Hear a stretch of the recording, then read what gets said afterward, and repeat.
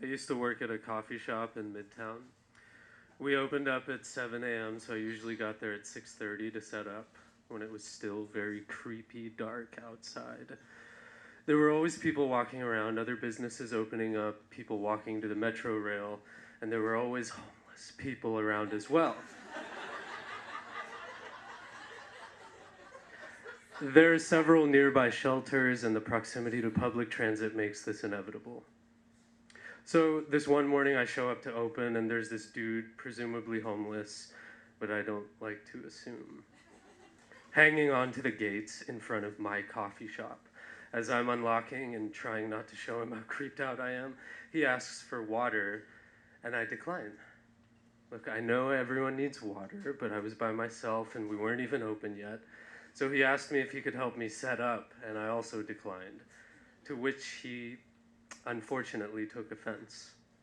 The whole time I was setting up, he stayed outside the gates and stared at me.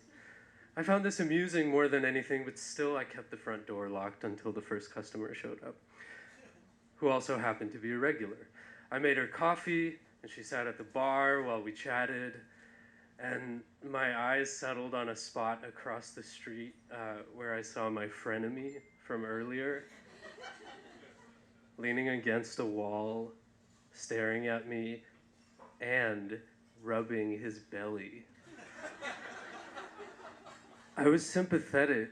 Sometimes my belly itches too, man. Sometimes my belly itches too. Then my eyes focused a little, and I realized his hand was not on his tum-tum. It was inside of his pants.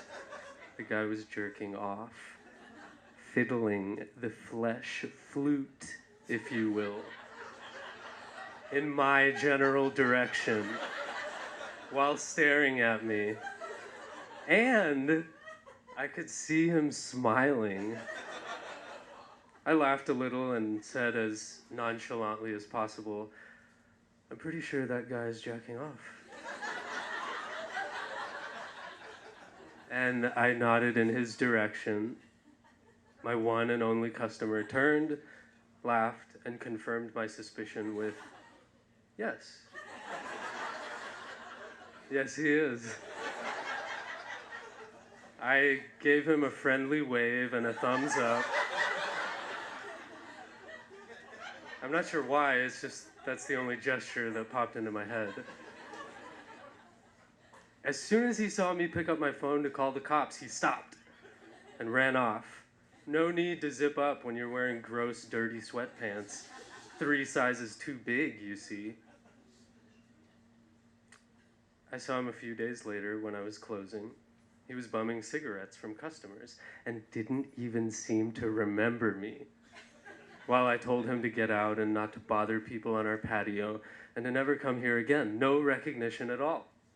I guess our time together may not have been that great for him after all, but it sure was memorable to me.